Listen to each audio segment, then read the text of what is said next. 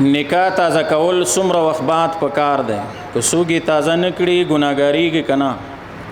کومه ښځه چې خاوند ته په ژبه تکلیف رسوي د دې ښځې حکم څه دی په شریعت کې هندو که چېرته خوراک راوړ بیا مسلمان پوخ که خوراک یې روا دی که نه سړی د خپل ماما د ښځې سره چې ماما وفات شي نکاح ورسره کولی شي که نه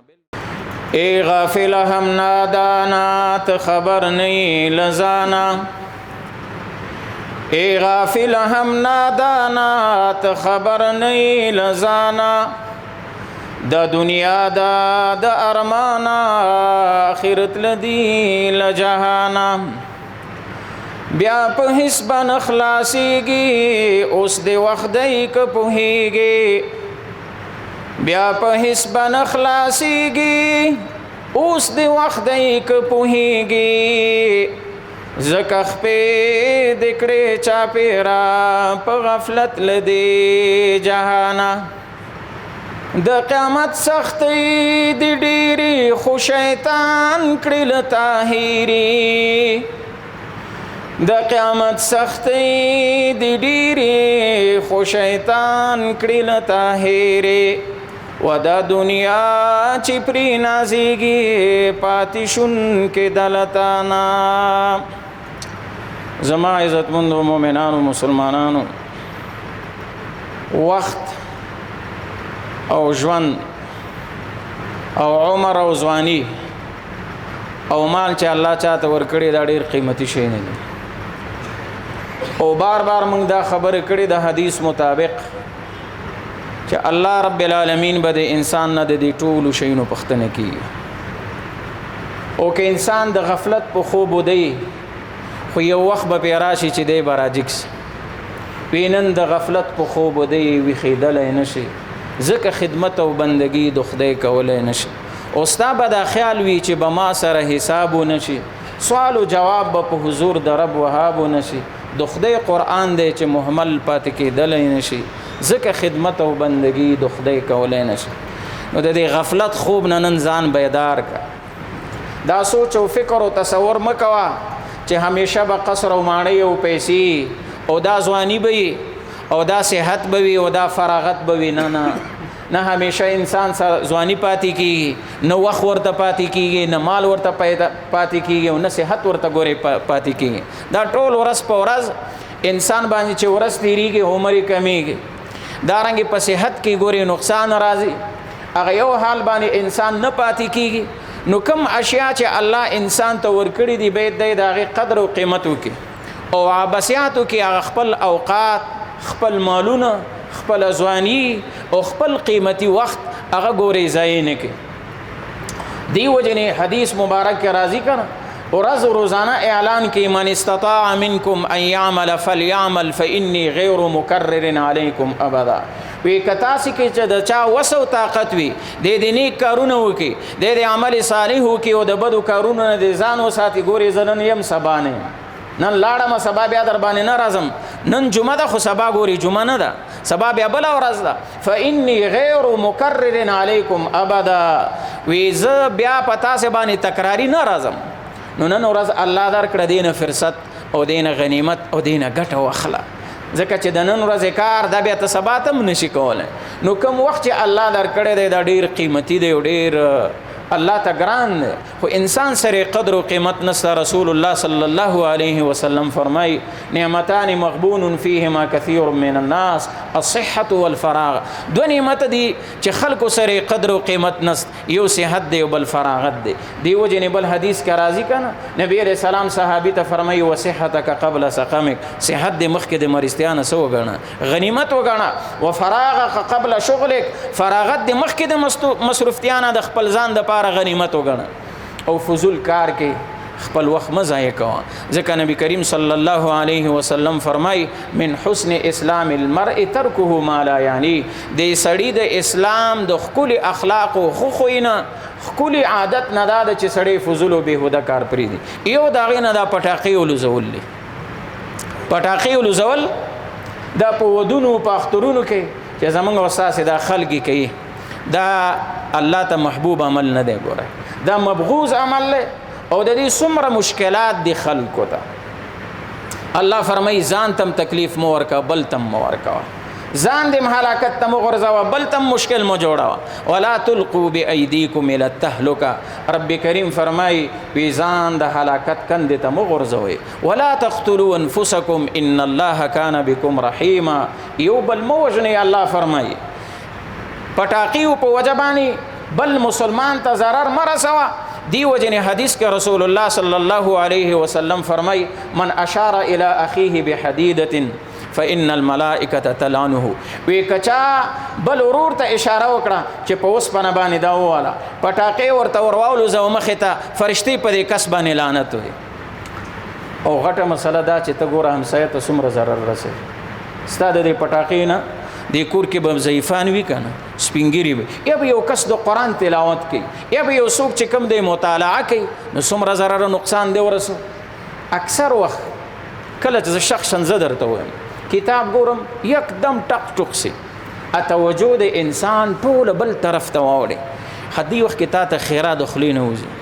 تا ګټ وکړه که نقصان دی وکړه هغه مسلمان چې د قران تلاوت کوي د خدای کتاب تناسته او داغه توجه ته بل طرف ته واړي هغه باندې هیبت او ویره راسي چیرې دا څه خبره ده هغه به تا ته خیرانه کی چې د خدای کتاب تناسته تا داغه توجه خراب نه کړ یا یو مریض دی په کور کې پروت دی سپینګری دی هغه مشکلات لري ذهني مشکل لري او تا درز او درز شروع کړي هغه به تا ته خیرانه کی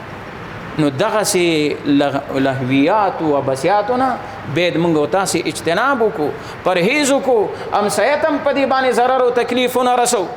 دی وجنه علامہ عابدین شامی رحمه الله مبارک فرمای وی کچا یو کس او ډارک ویر ډارک هم دسي خوف او ویره پیرا واستلا او دا کس د ډار د وجنه مرسو په دیت واجب ده دا شری مسله دی ګوره یو کس ته او ډار کې او غستا د ډار د وجنه مرشي نو ته الله ته مسؤلیت نه به الله د قیامت پر ورځ د دې سکي دا به پښتنه کوي نو په دې پټاقې ولزولو باندې او په دې پښنګونو او لزونو باندې مسلمان ته ضرر او تکلیف مرسه خصوصا امسایته امام الانبیاء فخر الرسل محمد رسول الله صلی الله علیه وسلم مبارک فرمای من کان یؤمن بالله والیوم الاخر فلا یؤذي جاره پیغمبر علیہ السلام فرمای وی د چا چې په الله او په ورځ د آخرت باندې ایمان وي امسایته د ضرر او نقصان او تکلیف دې نه رسي ورته مسلمان څوک دی حقیقی مسلمان نبی علیہ السلام فرمای المسلم من سلم المسلمون من لسانه و يده کامل مسلمان هغه دی چې بل مسلمان د ژبې د ضرر او د لاس د ضرر نه محفوظ وي پټاکې مخې ته ورواچ هغه په لار روان وي یا یو زنانه رواني یکدم پټاکې مخې ته ورواچ هغه باندې هیبت او ویره راسي دا د ښه کار وکړه که دا د بد کار وکړه دا ګناه ده که دا د نیکۍ کار ته وکړه رسول الله صلی الله علیه وسلم مبارک د دې فضول او بهوده کارونو نه موږ او تاسو منی کړي چې باید موږ داسې کارونه کو سهل تستری رحمه الله ډېر لوی بزرګ ته شو ده خوا کې یو همسایه و مجوسی او د دې کوټې دیوال د بیت الخلا سره راګېدلی او د دې بیت الخلا نه د تشناب ګندګي چې راتله نو د مبارک بلاندې ټوکرۍ ورته ایښې وه یو وخت داسې راغی د ګزاره کوله چې مریض شو ډېر سخت د زیش سهل تستری رحمه الله مبارک د همسایه ته جواب ولیک ورته ویل وی ته دلته راس نو دی خو کافر چې راغی نو په دې همدغه کوټه کې کینو چې ګوري د دې دا کوم دیوال چې دی د تشناب طرف ته د سورې د غینه ګندګي راولېږي او د ورته ټوکرۍ ایښې ده ښکارۍ ورته ایښې یې مثال لګن ورته ایښې سهل تستری رحمه الله ورته فرمایي وی دا ګوري چې دا ټوکرۍ یا لګن یا ښکارۍ مې دلته ایښې او دا ګندګي راځي دې کې ولېږي وی دا ولې وی دا خو ستا د دې تشناب نه راولېږي که نه دومره وخته پورې ګوره ما تا سره ګزاره وکړه هېڅ غږ مې هم درته ونه کړ خو زما خو اوس دا حال دی چې آخري حال مې ده کیدای شي وروسته تا سره بیا څوک ګزاره ونه کړي اوسه پورې مې ګوره تا ته غږ هم نه دی کړی هغه ورته وی ښه تا ما سره دومره ګزاره وکړه دا خو دې ډېر ښه اخلاق ما سره کړي ښه انسانیت دې را سره کړی دی ستاسې دین خو ډېر ښکلی دین دی ورته وی لاس دې راوړاندې که او کلمې ورته ویل اشهد ان لا اله الا الله واشهد ان محمد رسول الله نو امسایه بیا داسې ګورې نن سبا خو زموږ او ستاسې همسایهتوب هم موږ او تاسې په خپلو سترګو باندې ګورو چې څه حال دی دې وجې نه سهل تستری سے دا کولې شو چې دی راکش کړو لیکن مبارک د اخلاق نه کار واخیس او دا حدیث د محمد رسول الله صلی الله علیه وسلم مبارک ورته مخ ته چې د چا په خدای او په ورځ د آخرت ایمان امسایت د تکلیف نه رسي امسایت درې قسمه ده یو هغه امسایت چې هغه مسلمان دی خپلوان دیم دی گاونډي دی دا درې حقوق در باندې لري یو د مسلمانۍ حق لري یو د گاونډي توب او بل د خپلولۍ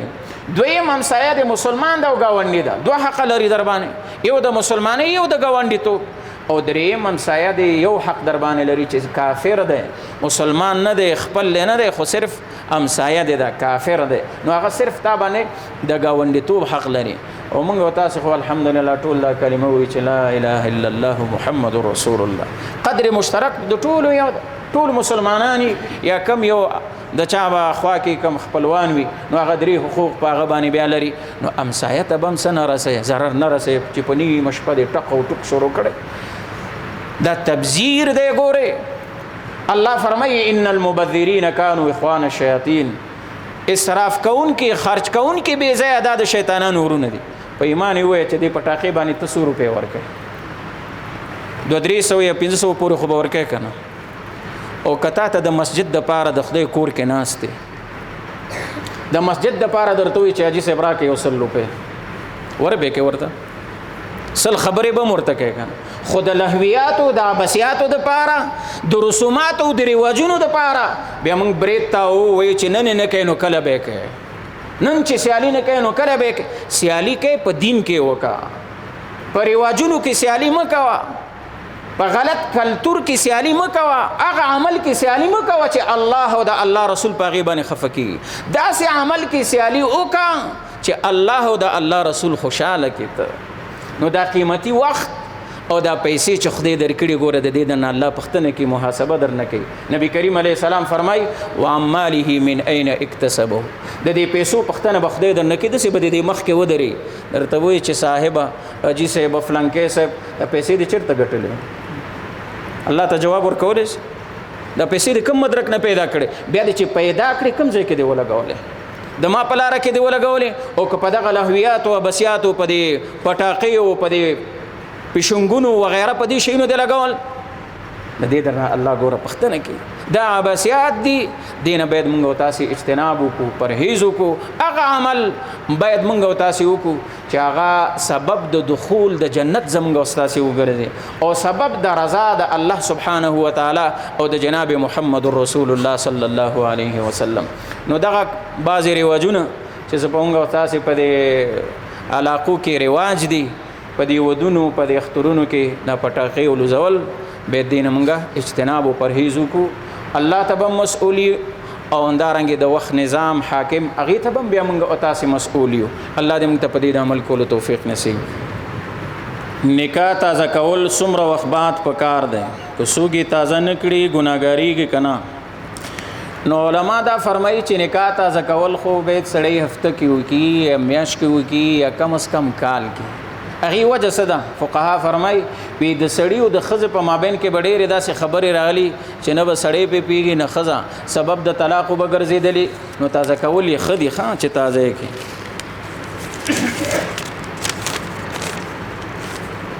کومه خزه چې خاوند ته په ژبه تکلیف رسوي د دې خزه حکم سده په شریعت کې رسول الله صلی الله علیه وسلم یو حدیث کې فرمای امرأة بذیئة اللسان علی زوجها یو با خزه دوزخ ته چې په ژبه خاوند ته تکلیف رسي ضرر ورته رسي تکلیف ورته رسي بد رد ورته وای نو دا خزه به خدای جهنم کې داخله او حتی بعض داسې روایت هم دي چې خدای به دا ژبه داسې ورته راواخلي وګده به کې سټ نه به داسې ورته تاو خزه که د خاوند اجازت نه بغیر څه شی ورکړي څه حکم دی خائنه ده خیانتګره ده په خزه باندې حق د خاوند زیات دی او که د مور او پلار ګوري که جنې پیغلوي د پلار په کور کې نو به حق د مور او پلار زیات دی د پلار په کور کې چې وي او چې کله د بادام ګل مور واده شي کنه نو بس به حق د خاوند په زیات ده د مور او پلار نه چې کور نه اوتله او د چا په نکاح کې رااله نو به حق د خاوند ور باندې دا زیات دی هندو کو چیرته خوراک راوړ بیا مسلمان پوخ کو خوراک یې روا دی کنه بالکل روا دی حتی که کافر پوخم کې نو خوړلې سي او تقوا بیل خبره ده او دا چې کافر خوراک راوړ تا پوخ کنو بیا په طریقې ولا روا دی چې د سړو لپاره د نکریزو استعمال روا دی یا نه دی روا سړی به نکریز نه استعمالي البته بعض علما فرمایي که د علاج یا دوا په خاطر استعمال کې خیر ده نو دا د خزو کار ده مور چې وفات شي دا غینه ماشوم پاتې شي دی ماشوم ته ورندار چې دی لیور کیږي ماشوم دې ته ور کول شي کنه یعنی خواخي چې وفات شي داسې وای چې خواخي وفات شي د خواخي ماشوم پاتې او الته انګور وي نو انګور بیا دې خپل لیور ته ور کول شي کنه ور کول شي ورته هم ورندار شو هم رضای مور شو ته ور کول شي خزه چې کونډه شي هغه باندې خسر یا خواخي یا د کورنۍ غړي دا بل هلک لپاره چې غم ورکوټي اسارول شي یا نه دا روا دی یا نه دی دا رسم افغانی دی اسلام کې دا شی نسته چې خزه کونډه شو او الته شیګنه وړکې ده الک وړکې ده د سکه زما کونډه ده تر سوچ دا هلک غټیږي نو دا بیا عزت دی ته پنیکا کوم دا درته خدای ویلیو که رسول ویلی درته ته د یو دلیل پیش کا د قران نه د حدیث نه زمنګ د سلور امامانو نه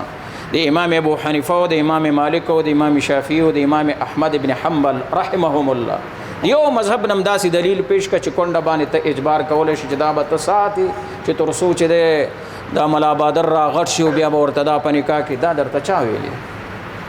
کونډه اختیارمند ده په کونډه باندې اجبار نشي کولای چا سره چې خوخي نکاح کولای شي سړی د خپل ماما د خزې سره چې ماما وفات شي نکاح ور سره کولای شي کنه بالکل ور سره کولای شي چې تر دې مړ شي کنه د تر د خزې سره د نکاح کی چې عدت تیر شي ورور د وفات شي او چې کداغي در سره خوخي د خپل ورندار سره نکاح کولای شي چې عدت تیر شي پاتې خلا د ماما خزه زنانه چې مریض وي او خاون ور خپل حق غواړي صحبت ور سره وکړي او دا د غسل نه عاجز وي او ورته تکلیف رسیدا بس طریقه کې نو غسل تیمم وکي شریعت تیمم ورته روا کړی دی خزه به تیمم کوي بیا چې غسل نشي کولی په تلویزیون کې قاری صاحب تلاوت کوي ښکاري نه بیا کارتون باندې تکراروي آیا دا ګناه لري کنه ولې نه لري دا ګناه ده صوتی دی همداسې قرآن درته کی کارتون دی نه ورکوي ورته چې کارتون د بوت شکل راغ کړي او هغه باندې بیا د قرآن आवाज راوځي ته قرآن پورې ټوکې کې د سودخور په کور کې اوسېدل او دغه خوراک کول روا دي نه نو کته ته بالکل سل په سل دا یقیني معلومات چې دا سودخور دی مې په کور کې اوسېګو مې خوراک کو او کني شکونه چا باندې مکو چلم چې څوک سکوي دا جایز دی یا نه او بل آب کوثر نه خو پرې نه محرومېږي نو چلم سکل لا مباح عمل له صحیح نقصان دی او آب کوثر نه محرومېدل لا مسله هما چیرې نه دلیدل یو مباح عمل دی د سید جنې واده د بل غیر سید سړی سره روا دی کنه نو کو کوفوي سیالوي کول شي چې جوړخ د دواړو راشي نو سید جنې همداسې عام مسلمان الک چې کوفوي نه سره نکاح کول شي چې سید نه وي کچیرته او بل مرته کې خودل شي او بیا ور باندې او دس وکړي روا دی کنه دی روا افضل لا دی چې په میک او بهتره ده او کو دی کنه روا ده د ماهی د هګیو خړل روا دی نه نو ما خو نه دی لیدلی هګی چې هګی شته کنه نو کوي خو روا دی خړلې ځکه حلال مان لې ماهی خو چار وخت انداسې مړی خړلې ماهی خو حلاليږي نو که هګی پکې وي هګیم خړلې او د جنتیانو اول خوراک په جنت کې د ماهی د جګر دی الله پاک دې موږ تاسو ته نصیب کړي موږ نو ورستو یو 15 سلکانو قران پاک ختم کړی دی الله پاک دې ته نورم مزید د دین کولو خدمت کولو توفیق ورته نصیب کړي نو موږ نو ورستو به ان شاء الله دې ته یو دستار کو او الله پاک دې زموږ استاد دغه بچان خصوصا نوجوان طبقه دین طرف ته متوجه الله پاک مو د دین سره مینه محبت صمیمیت دا الله پاک پیدا کی. الحمدلله رب العالمین والصلاة والسلام على حبيبه محمد وعلى آله وصحبه وسلم أجمعين. اللهم انصرنا بنصرة دينك ولإقامة دينك ولتطبيق شريعتك. اللهم اعز الإسلام والمسلمين. اللهم انصر الإسلام والمسلمين. اللهم انصر عساكر المسلمين في كل مكان. فانصرنا فإنك خير الناصرين، وافتح لنا فإنك خير الفاتحين، وارحمنا فإنك خير الراحمين، وارزقنا فإنك خير الرازقين، واحفظنا فإنك خير الحافظين. يا الله ستا رضا د نبی کریم صلی الله علیه وسلم رضا، خپل والدین رضا مونږ ته نصیب. ستا د قهر او ستا د غضب نه مو وساتي. زمونږ صغیره کبیره ګناهونه راته معاف کړي. مونږ ټول مغفورین مغفورات مرحومین مرحومات لایق د خپل دیدار وګرځي. موږ مصدر د اسلام د قرآن او د حدیث وګرځي. زړونه مو قرآن او حدیث باندې منور کړي. د حاضر مجلس چې څه اغراض مقاصد وي الله مقاصد برابر د خیر وګرځي. الہ العالمین څوک مریضان دي کورونو کې شفاخانو کې الله صحت عاجله کامله ورته نصیب. د مجلس کې څوک مغموم وي پریشان حال الله تی پریشانانی لري سرور او خوشحالي نصیب کې. د چا په کورونو کې به اتفاق اتحاد نصیب وګرځي. قرضداران د قرض نه خلاص مسافر خپل اغراض او مقاصد او شریعو کې کامیاب کی. کومرونه مسلمانان چې د کفارو په حبسونو بندي خانو کې دی الله ته د بن اخلاص کی دغه په حال باندې رحم او کرم وکي. په دې وطن کې مدا امن صلح قائم دائم ولري. الہ العالمین د تمام مجاهدین خصوصا زمنګ د مجاهدین ته حفاظت وکي. غلبه فتح کامیابی ورته نصیب کی. جانب مقابل یا الله ته مغلوب کی. نبی کریم صلی الله علیه وسلم امت بارکی کوم سوالونه کړي الله زموږ په حق قبول او منظور کړي. نبی علیہ السلام څه شي نامان غوښتي الله موږ ته نامان نصیب کړي. زموږ په تور سرو سپین سرو باندې د حیا د پردې ټیکری واچي. د دنیا د آخرت د شرمندګۍ د ذلیلتیا او د رسوایی نه مو وساتي. ورځ د قیامت کې د محمد رسول الله صلی الله علیه وسلم د لوا د جنډې لاندې راجمع کړي. نبی علیه الصلاۃ والسلام شفاعت ابي کوثر منصیب وګرځي. آخر وخت کې چې کله ستا حضور ته درځو زمونږ په ګناهګارو ژبو دا کلمه جاری لا اله الا الله